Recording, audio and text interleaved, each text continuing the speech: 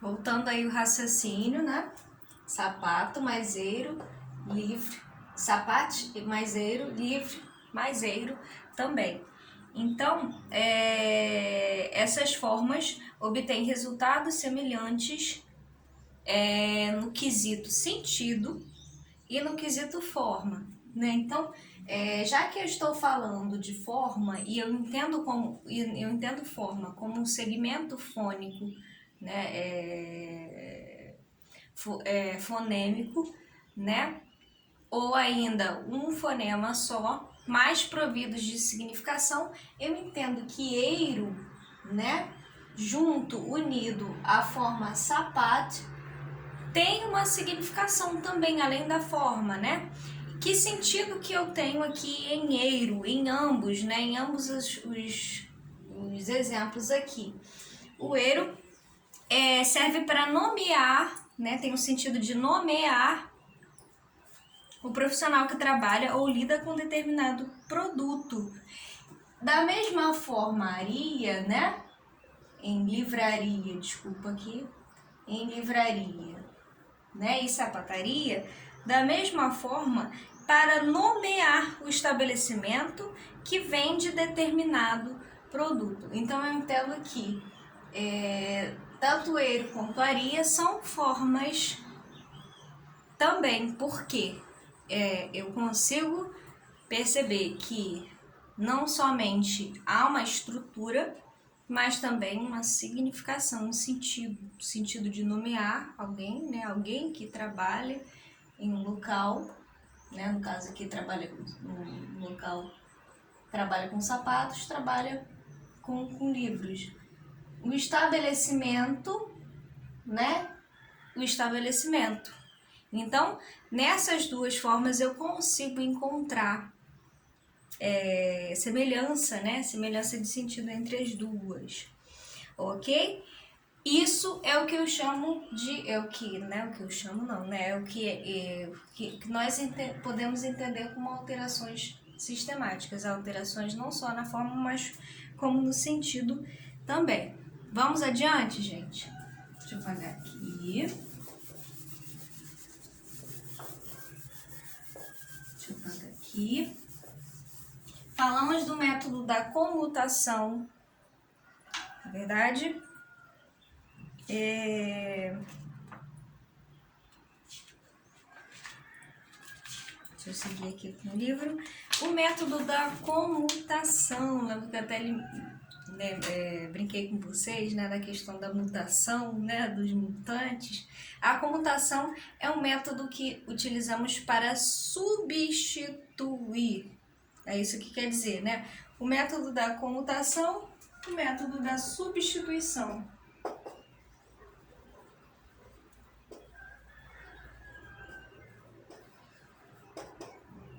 Você pode substituir uma forma por outra.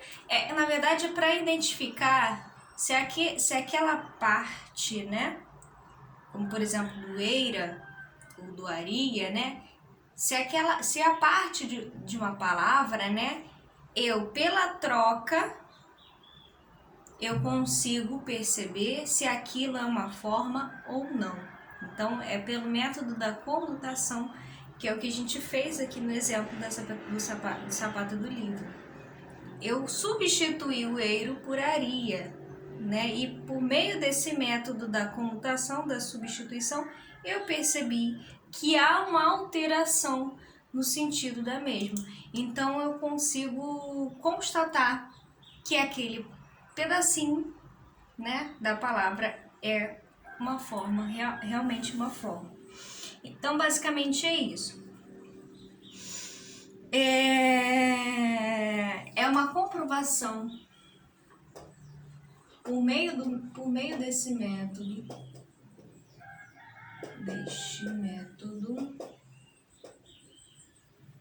Podemos comprovar se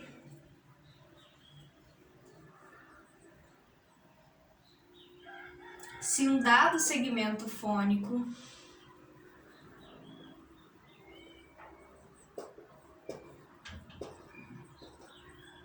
é uma forma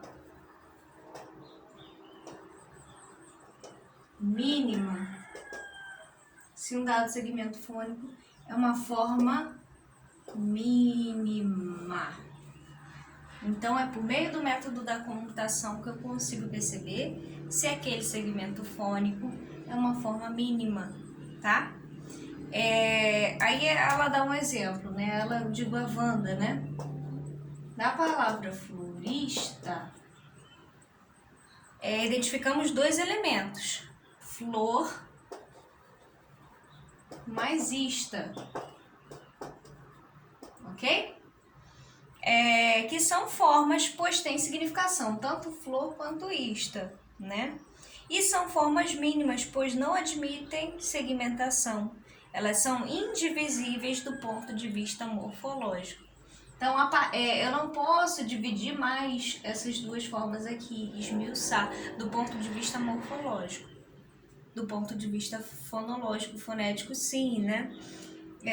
Mas do ponto de vista morfológico, não. Então, eu vou até aqui, aonde dá, né? Aonde dá, porque as formas, elas têm que ter uma significação, né? Tem que ter um sentido. Mas como podemos identificar essas duas formas? Reconhecemos do ponto a base de pronto, né? A base flor, nós reconhecemos de pronto essa base, a base flor, que sozinha é também uma palavra da língua, ela sozinha também é uma palavra da língua. E o elemento ista é que está presente em outras palavras, como dentista, jornalista, enfim, o que seja, né? Taxista, etc. Com o mesmo significado, o sentido de emprego ou ocupação, que é o mesmo caso aqui de florista, né? Ora, para o falante de português é fácil dividir a palavra florista em dois elementos significativos, né? Mas há casos mais difíceis. Então, o método da comutação ele veio para que a gente possa conseguir identificar essas formas mínimas nos casos mais difíceis, tá? Em que não reconhecemos a forma ou o significado de todos os elementos. Daí, a necessidade de realizar testes para verificar se de fato se trata de uma forma da estrutura da palavra. Beleza? No estudo da morfologia, não contaremos apenas com um saber linguístico interiorizado. Aí eu sei que isso daqui é uma forma, porque eu faço essa associação com o que eu já conheço, com o meu conhecimento linguístico acerca dessa base aqui, dessa base flor ou desse ista aqui, né? Mas a gente não pode contar só com o nosso conhecimento linguístico interiorizado. A gente vai utilizar outros recursos aí, tá? Teremos que explicitar esse saber e ainda teremos que estar preparados para entender não só as regras mais gerais de estruturação da palavra, mas também as mais específicas e ainda, né, os casos especiais que decorrem de fenômenos diversos. Daí a importância do método da comutação. O método da comutação, como eu já havia dito, né, consiste em substituir um dado segmento fônico por outro, ou simplesmente a gente tira de jogada, tá? Retirar um dado segmento fônico para verificar se a substituição ou falta do elemento fônico acarreta na mudança, acarreta na alteração do sentido da palavra, certo? Aí ele dá um exemplo, ela dá o exemplo, cismei com ele. Aí ela dá o exemplo aqui, ó, da palavra dedeira, né? A gente tem dedeira e dedal. Olha só, dedeira, dedal. Então aqui a gente pode, né? Pelo método da comutação, pela permuta, né? dessas duas formas aqui acarreta na mudança de sentido, sim, né? A gente tem a forma did, que a gente também chama de radical, né? A forma did, que é a base da palavra dedo também, né? Por exemplo, é recorrente, ou seja, mantém o mesmo significado na estrutura das formas dedeira e dedal. O elemento eira é recorrente também em cotoveleira, tornozeleira. No caso, esse eira aqui, ó, é uma forma que indica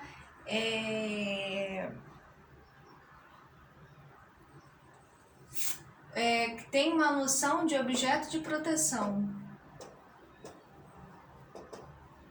Da mesma forma, a gente tem cotoveleira, tornozeleira, dedeira, serve para proteger o dedo, né, na hora que for costurar. Isso, então esse eira aqui tem uma noção de objeto de proteção.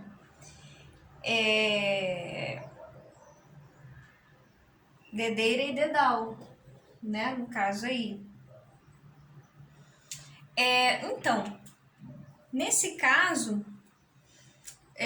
falando de forma, né, algo que essa autora menciona, que é justamente essa questão de por exemplo, né, você tem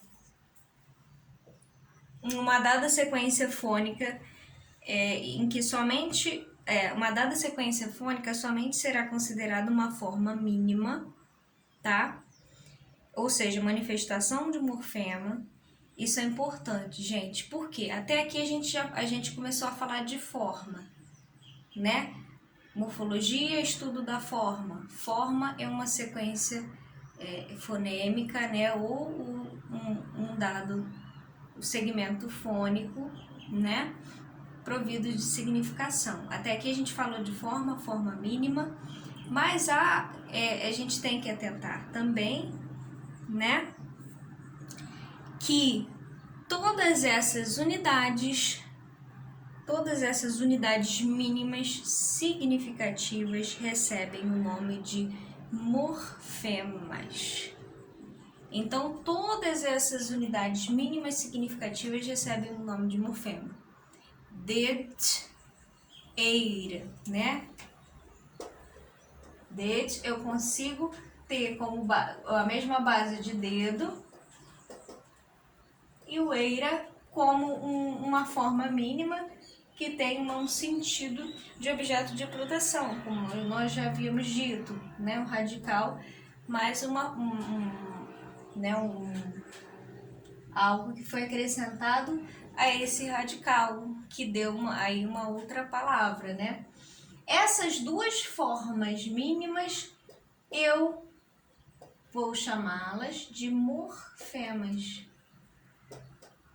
Morfema. Até aqui a gente falou de forma mínima, mas a forma mínima, essas unidades significativas recebem o nome de morfema. Aí, ela fala também que uma dada sequência fônica somente será considerada uma forma mínima, ou seja, a manifestação de um morfema, se tiver função na estrutura mórfica da palavra, uma função específica na estrutura mórfica da palavra. Por exemplo, eira manifesta um morfema em dedeira. Em dedeira eu consigo identificar um morfema aqui. É uma palavra que tem dois morfemas, né? Agora, mas não identificamos essa mesma função, né, para o mesmo segmento fônico na estrutura mórfica das palavras beira, por exemplo, né? A gente tem um finalzinho eira aqui, mas não constitui um morfema separadamente, né? E sim a gente tem uma forma só, um morfema só no caso, porque esse eira faz parte da estrutura mórfica da palavra, né? Nem inteira, nem feira, nem feira, né? Isso tudo aqui é o próprio radical, pertence ao próprio radical da palavra. certo?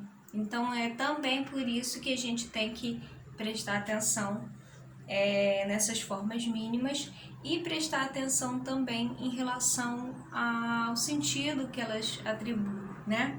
Um sentido diferenciado pela ausência ou pela presença desses morfemas.